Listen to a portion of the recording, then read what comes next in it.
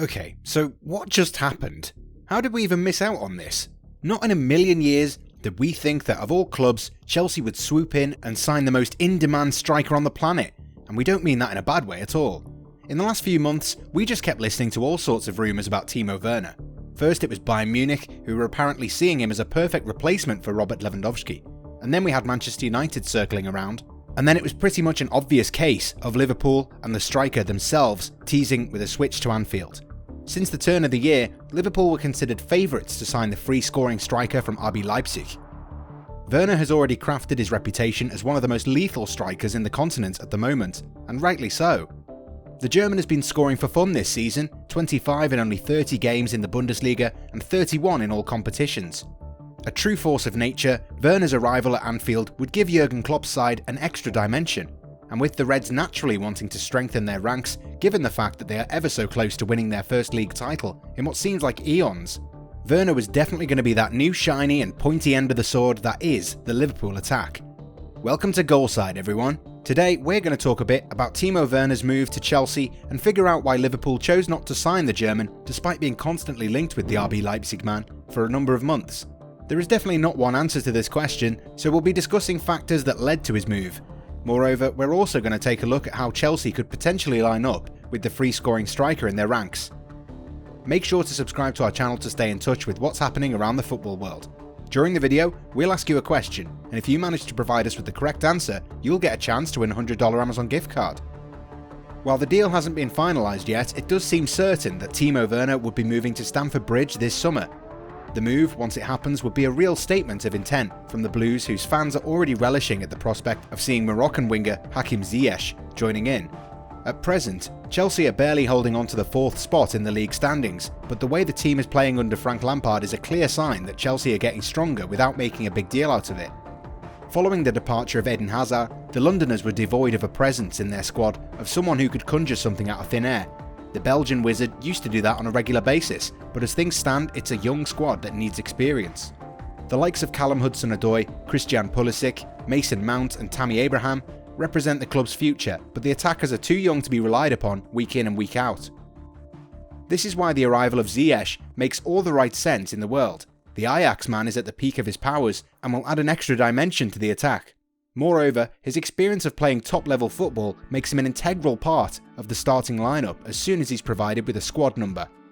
Up front, Tammy Abraham has been expecting to come with the goods in his first full season in the Premier League. Michy Batshuayi hasn't proven himself to be a capable deputy, which means that the young Englishman has been burdened with the sort of pressure someone of his age could do without. In Timo Werner, Chelsea would be getting a player who not only has an eye for goal, but has enough experience of playing at a higher level to carry the burden. Paying upwards of £50 million, Chelsea have made a bargain deal for a striker who perhaps on any other day or transfer window might have cost twice that amount.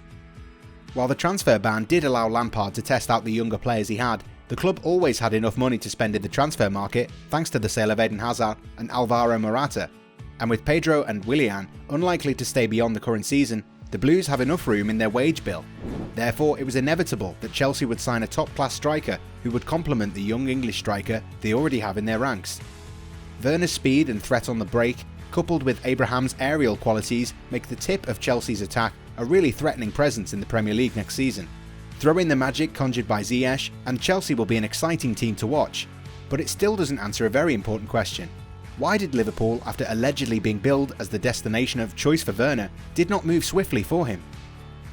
Rumours were circulating that the German held talks with the Reds, but it appears that the league leaders were not willing to pay £53 million for the striker. Jurgen Klopp is a huge admirer of his compatriot, but after consulting with the club's owners, informed Werner that a move isn't happening. In short, Liverpool were very much interested in signing the striker, but due to an uncertain future due to the coronavirus, chose not to make the move. Indeed, whether they win the Premier League or not, Liverpool are not going to make a lot of moves in the coming transfer window. The club will continue to look for bargain signings rather than making marquee acquisitions. Another thing that could have played a role in the move not happening is that Timo Werner might have an idea about who he would be competing with for a place in the starting 11. With the season that the likes of Mohamed Salah, Roberto Firmino and Sadio Mane have had, it was unlikely that the German would be starting games every week. At the age of 24, Werner needs to be playing on a regular basis, and at Anfield, that might not have been possible. Even though the striker is versatile enough to play in two positions in the 4-3-3 system Klopp has at Anfield, there was always a risk of him warming the bench far too often for his liking. But more than sporting, it seems that it was the financial side of things that dictated terms. While the club's owners don't take money out of the club itself, they actually tend to run it as a business. Many Premier League clubs are facing huge losses due to months of inactivity. Tottenham have already taken a loan out from the Bank of England, and many clubs in the bottom half of the table are expected to lose money. We have no idea when fans will be allowed back into the stadiums, so matchday revenue is going to be affected significantly for a few more months. It must also be noted that Liverpool actually had plans to upgrade Anfield Road stand, which was going to cost the club around £60 million. The expansion plans have been shelved too. With a wage bill of £310 million, meeting Werner's salary expectations of £200,000 a week was going to put the club in another financial pickle. In short, the Reds not moving for Werner was a justified stance and did not have any sporting reasons. Chelsea, however, were always in a strong position to make a move, and by doing so, now boast one of the most gifted and versatile strikers on the planet. After seeing Alvaro Morata fail to live up to his reputation, Frank Lampard's side would be eager to ensure that their latest signing avoids a similar fate. But all signs seem to suggest that Werner is going to be a great addition to the squad. The German can play down the left flank and also as a second striker. This season, the young striker has scored 26 goals while playing as a centre-forward and 3 goals in 5 games when deployed down the left flank. It's clear that these two positions make him a versatile enough player to get the job done for his new team. The German has been an excellent finisher for the past 3 seasons, but what makes him a unique player is his decision-making in the final third. Unlike most elite strikers who tend to pass the ball around, Werner prefers to go all the way. Time for our $100 question. Which club did Werner play for before he signed for RB Leipzig? Answer the question in the comments. Good luck. While this attribute may be considered erratic at times, we feel that this is exactly what makes Werner a free-scoring striker who would take his chances even though it might not work out all the time. Chelsea haven't had such a striker in a long time. Didier Drogba, anyone?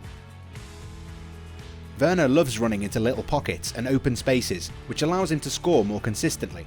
With the likes of Mason Mount, Pulisic and now Ziyech supplying, the German will be expected to at least match his current scoring rate in his first season in English football.